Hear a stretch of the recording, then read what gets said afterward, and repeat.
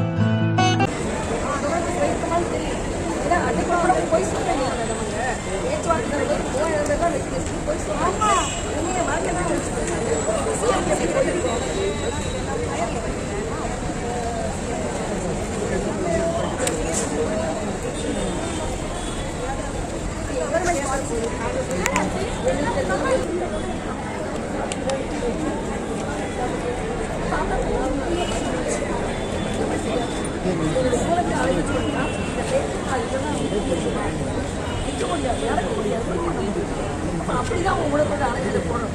ஆனால்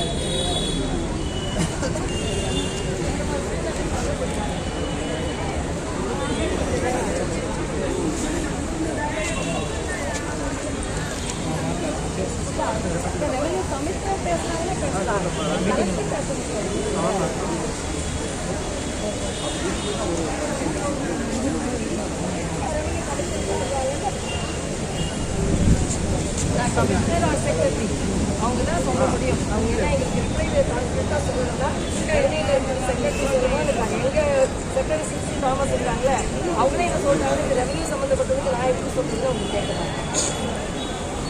அந்த செக்ரட்டரியும் அவங்க தானே சொல்ல முடியும்.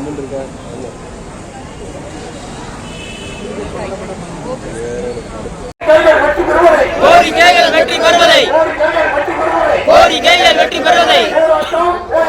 போராட்டம் முடியாது, ஓயாது.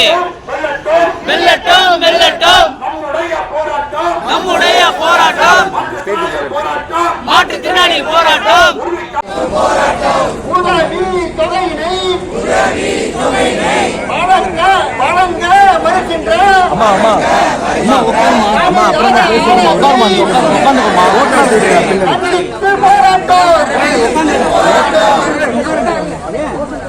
அப்போ விட்டுருப்பா விட்டு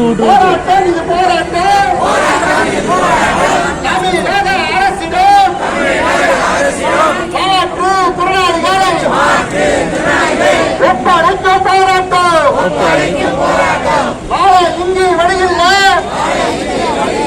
பதில் சொல்லு 14 மாதம் ஆகியும் உதவி தொகை வழங்காத தமிழ்நாடு அரசை கண்டித்து போராட்டம், ஒப்படைக்கும் போராட்டம்.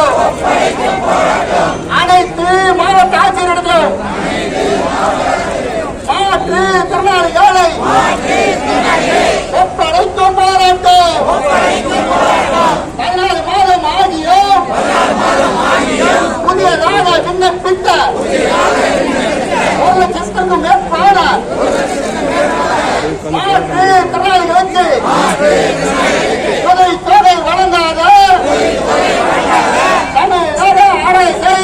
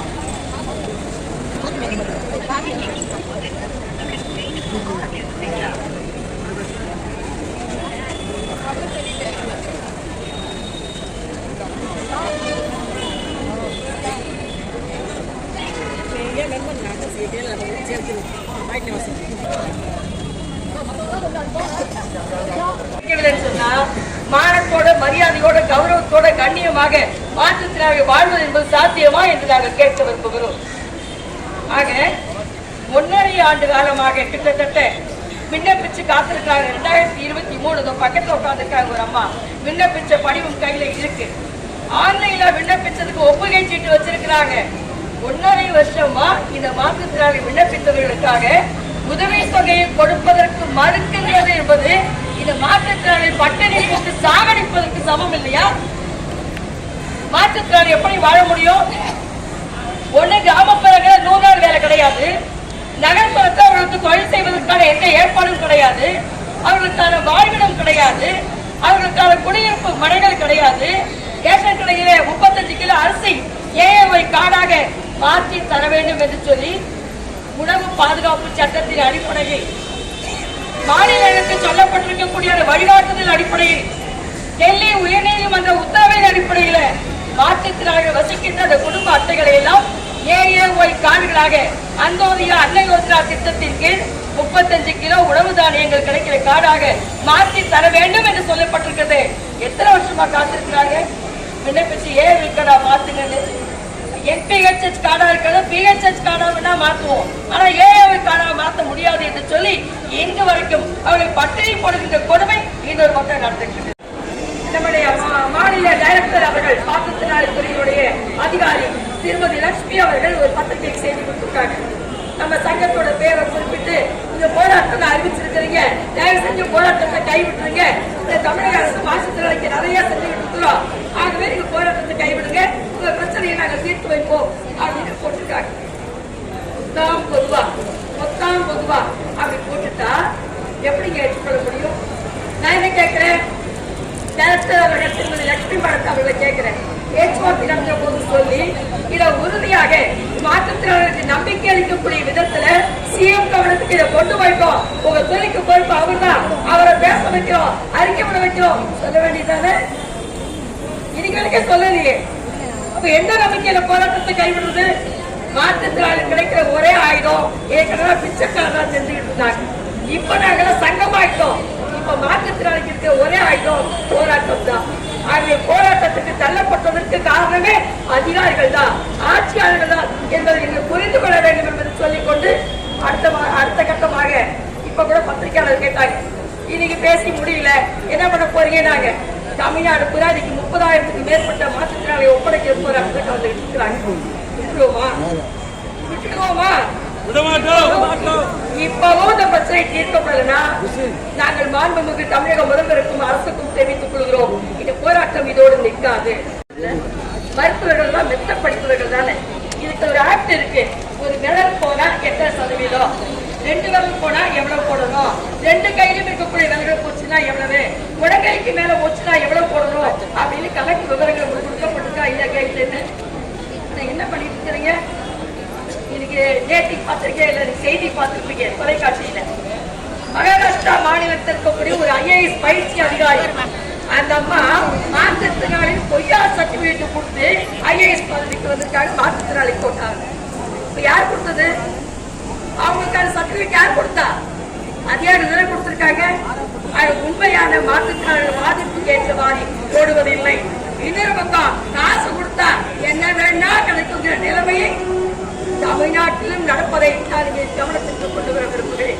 ஆகவே உண்மையாக பாதிக்கப்பட்டிருக்கக்கூடிய மாற்றுத்திறனாளிகளுக்கு உரிய சதவீதத்தை போடுவதும் அவருக்கு உரிய உதவித்தொகை கிடைப்பதற்கான உதவிகள் கிடைப்பதற்கான உத்தரவாதத்தை அளிப்பதும் கூட அரசு மருத்துவர்கள் கவனத்தில் கொள்ள வேண்டும்.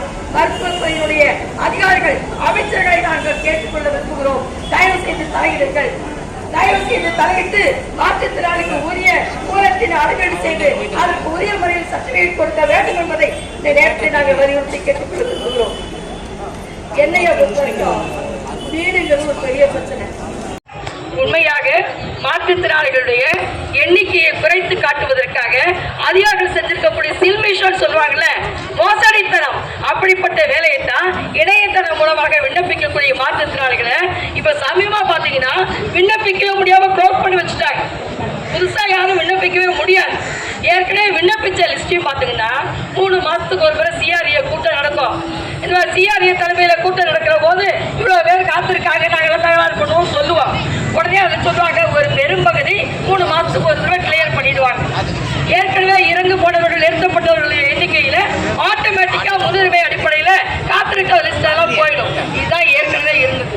ஆனா இப்ப என்ன பண்ணிட்டாங்கன்னா அதிகாரிகள்லாம் காத்திருப்போர் லிஸ்ட்ல இறந்தவர்கள் அந்த இடத்துல காலியாச்சுன்னு சொன்னா அதுல ஆட்டோமேட்டிக்கா போய் சேர்ந்து பாருங்க, அதை போறதை நிறுத்திட்டாங்க. இன்னொரு பக்கம் இந்த காத்திருப்போர் லிஸ்ட்ல அவங்க என்ன பண்ணி வச்சுட்டாங்கன்னா, இந்த காத்திருப்போர் லிஸ்டுக்கும் அந்த அடுத்தது அதுக்கு ஒரு காப்பி லிங்க் வச்சிருக்காங்க. அந்த லிங்க்ல போனாதான் அதிகாரிகளை ஆட்சியாளர்களுக்கு போய் அதை பார்க்க முடியும். அந்த லிங்கே கட் பண்ணி வச்சுட்டாங்க. இந்த லிஸ்ட் நீங்க விண்ணப்ப ஆளாகி வாழ்வதற்கு வழி இல்லாமல் நிலையில் தான் மாற்றுத்திறனாளி ஒப்படைக்கும் போராட்டத்தை நடத்தி கொண்டிருக்கோம். ஆனா இங்க ஆட்சியாளர்கள் வந்து மனுக்களை வாங்குறாங்க. ஒரு மனு வாங்குற போராட்டம் இல்லை இது. ஆகவே ஆட்சியாளர்களை பற்றி நாங்கள் சொல்லுகிறோம். காவல்துறையாளர்கள் எங்களை தடுத்து நிறுத்தி இருக்கிறாங்க. உள்ள போய் ஒப்படைச்சிட்டு போறான்னு நாங்கள் நினைச்சோம். எத்தனை மாசம் வேணாலும் அவங்க பார்த்துக்கிட்டுங்க. உதவித்தொகை கொடுக்க வேணாம், வேலை கொடுக்க வேணாம், எங்களுக்கு எதுவுமே வேணாம். பார்த்துக்க முடியுமா? இங்க உடல் ஊனமுற்றவர்கள் மட்டுமல்ல, மன வளர்ச்சி குறைந்திருக்கக்கூடிய மாற்றுத்திறனாளிகள் இருக்காங்க, பார்வை மாற்றுத்திறனாளிகள் இருக்காங்க, காது கேட்காத வாய் பேசாத மாற்றுத்திறனாளிகள். ஒரே ஒரு நாள் ஆட்சியாளர்கள் அதிகாரிகள் இவரை வச்சு பாதுகாக்க முடியுமா? ஆகவேதான் இந்த போராட்டம் இன்றைக்கு எந்த விதமான தீர்வும் கிடைக்காமல் இப்போது முடிவடைந்தாலும் கூட அடுத்த கட்ட போராட்டம் வீரியத்தோடு சென்னையை நோக்கி நாங்கள் வருவோம் என்பதை சொல்லி முதலமைச்சர் அவர்கள் தலையிட வேண்டும், தீர்வு காண வேண்டும் என்று கேட்டுக்கொண்டு முடித்துக் கொள்கிறோம். ஜான்சி ராணி, மாநில பொதுச் செயலாளர்.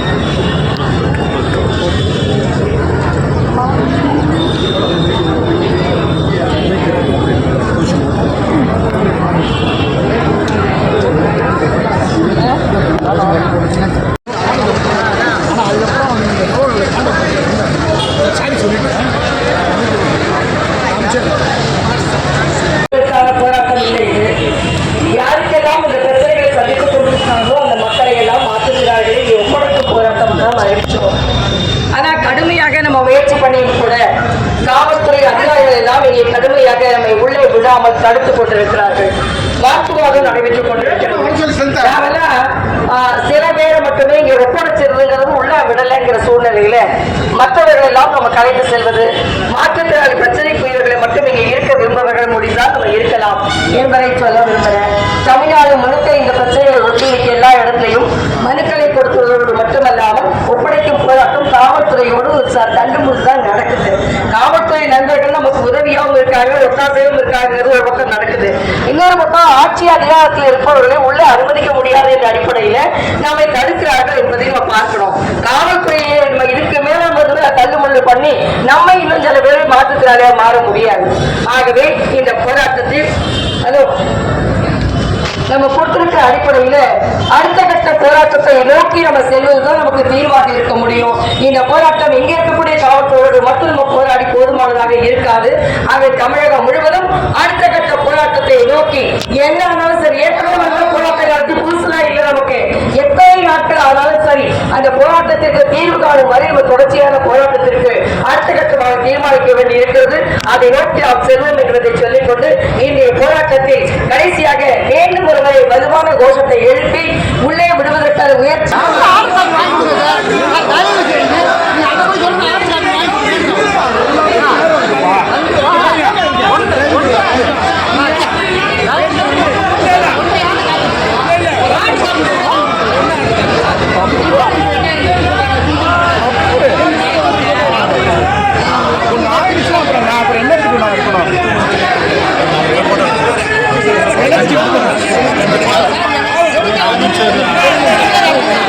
Thank you.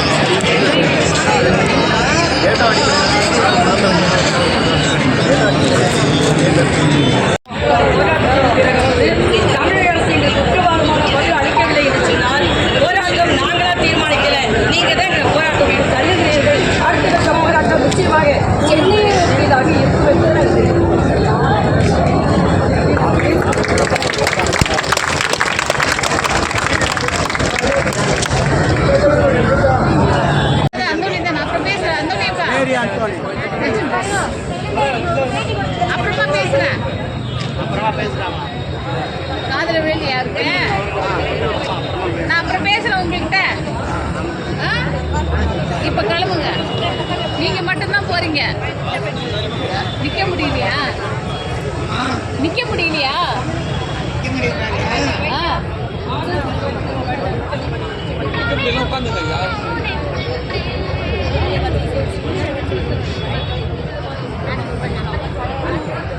வீடு எங்கம்மா?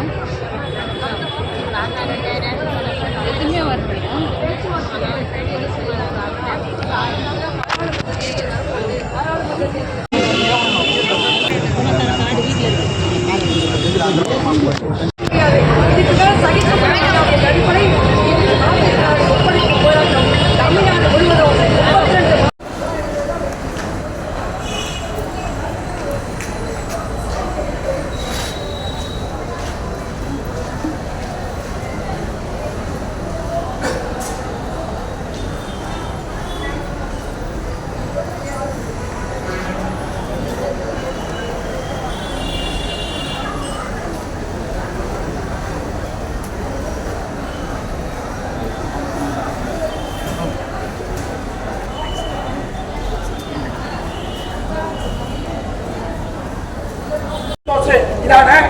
இது மேல இந்த இங்க வர போறாரு.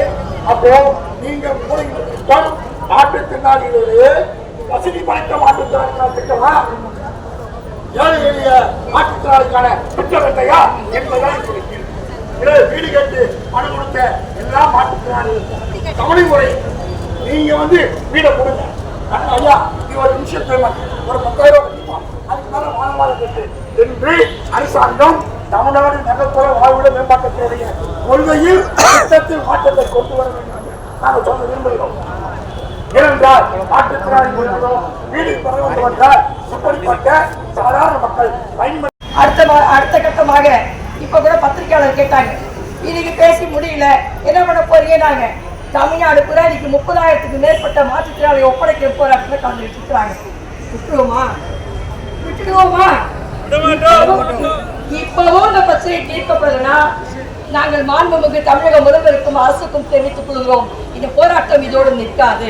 அடுத்த கட்டமாக தமிழ்நாட்டில் எங்கேயோ கடைகோடி நடத்துற போராட்டம் கூட அத்தனை மாவட்டங்களையும் சேர்த்து சென்னையை நோக்கி படையெடுக்கிற ஒரு பிரம்மாண்டமான போராட்டத்தை அடுத்த கட்டம் நடத்த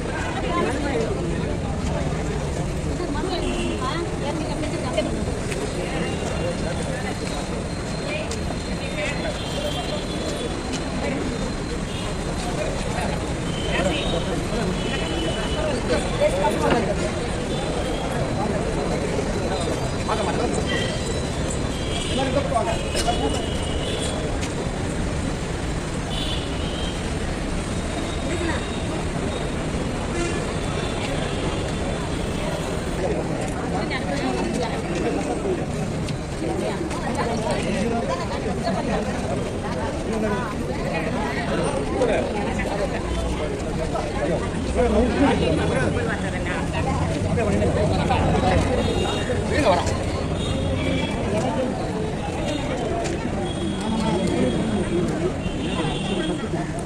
ஆனா வர அந்த மாதிரி வீடு கேட்டு மாற்றுத்திறனாளிகள் விண்ணப்பித்த எத்தனை பேருக்கு நீங்க 5% வீடு கொடுத்திருக்கீங்க. அப்படி வீடு பெறுவதற்கான தகுதியை எப்படி ஏற்படுத்திருக்கீங்க? தகுதி போட இல்லையா? நாங்க போய் கூட்டு வாங்கி கேட்கிறோம், காஞ்சிபுரம் கூட்டு வாங்கி கேட்கிறோம், சென்னை பத்திரிகை கூட்டு வாங்கிக்கிறோம். கடன் கொடுத்தால் நடக்குது. இன்னொரு பக்கம் ஆட்சி அதிகாரத்தில் இருப்பவர்களை உள்ளே அனுமதிக்க முடியாது என்ற அடிப்படையில நம்மை தடுக்கிறார்கள் என்பதை நம்ம பார்க்கிறோம். காவல்துறையை இதுக்கு மேல வந்து தள்ளுமுள்ளு பண்ணி நம்மை இன்னும் சில பேர் மாற்றுத்திறனாளியா மாற முடியாது. ஆகவே இந்த போராட்டத்தில் நம்ம கொடுத்திருக்கிற அடிப்படையில அடுத்த கட்ட போராட்டத்தை நோக்கி நம்ம செல்வதுதான் நமக்கு தீர்வாக இருக்க முடியும். இந்த போராட்டம் இங்க இருக்கக்கூடிய காவல்துறையோடு மட்டும் நம்ம போராடி போதுமானதாக இருக்காது. ஆக தமிழகம் முழுவதும் அடுத்த கட்ட போராட்டத்தை நோக்கி என்னாலும் சரி, ஏற்கனவே போராட்டம் நடத்தி புதுசுலா இல்லை, நமக்கு எத்தனை நாட்கள் ஆனாலும் சரி அந்த போராட்டத்திற்கு தீர்வு காணும் வரை தொடர்ச்சியான போராட்டத்திற்கு அடுத்த கட்டமாக தீர்மானம் லிஸ்ட்ல அவங்க என்ன பண்ணி வச்சுட்டாங்கன்னா, இந்த காத்திருப்போ லிஸ்ட் இருக்கும், அந்த அடுத்ததான் அதுக்கு ஒரு காப்பி லிங்க் வச்சிருக்காங்க. அந்த லிங்க்ல போனாதான் அதிகாரிகள் ஆட்சியாளர்களுக்கு போய் அதை பார்க்க முடியும். அந்த லிங்கே கட் பண்ணி வச்சுட்டாங்க. இந்த லிஸ்ட் நீங்க விண்ணப்பிச்சிருக்கீங்க பாருங்க, 1 வருஷமா 1.5 வருஷமா உங்க லிஸ்ட் இந்த பெயர்கள் பூராவும் ஆட்சியாளர்களுக்கு தெரியாமல் மறைக்கப்பட்டுகிறது. திட்டமிட்டு மறைக்கப்பட்டிருக்கக்கூடிய இந்த செய்தியைத்தான் ஆட்சியாளர்களிடத்தில் பேசும்போது அன்னைக்கு நம்ம சொல்றோம். அதிகாரிகள் பத்தியில இவ்வளவு பேர் இருக்காங்க, உங்க கவனத்துக்கு கூட வரலன்னா திட்டமிட்டு அதிகாரிகள் மாவட்ட அளவில் மாநில அளவில் நீங்க செஞ்சிருக்கக்கூடிய சூழ்ச்சி மோசடியின் காரணமாகத்தான் இந்த எண்ணிக்கை கூட உங்களுக்கு தெரியாமல் போயிருக்கு என்று நம்ம கடுமையாக கண்டனத்தை தெரிவித்து அன்னைக்கு பேசிட்டு வந்தோம். நாம இப்பவும் என்ன கேட்கிறோம்னா, முதல்ல சிஆர்ஏ கூட்டத்தை நடத்துறதுக்கு உங்களுக்கு வசதி இருக்கா? மாநில வருவாய்த்துறை ஆணையர் தலைமையில இது ஆக்டில் இருக்குங்க, சட்டம் இது. நாங்க விரும்பி சும்மா கேட்கல, 3 மாசத்துக்கு ஒரு நீங்க கூட்டம் நடத்த வேண்டாமா? அந்த கூட்டம் நடந்த அந்த விவரத்தை நாங்கள் சொல்லி இருக்க மாட்டோமா? அது நீங்க கேட்பதற்கு வாய்ப்பை ஏற்படுத்தி இருக்காதா? ஆனா அந்த கூட்டத்தை வேண்டும் என்று புறக்கணிச்சிருக்கக்கூடிய சிஆர்ஏ கமிஷனர் இன்னைக்கு அந்த கூட்டத்தை நடத்துவதில்லை. சிஆர்ஏவே நடத்துறதா மாநிலத்துல மாவட்டங்கள் என்ன லட்சணத்துல இருக்கும்? மாவட்ட குறைகேட்பு கூட்டங்கள் நடக்குமா? அங்க இருக்கிற பிரச்சனைகள் சுமூகமாக தீர்ப்பதற்கு வாய்ப்பை ஏற்படுத்த முடியுமா?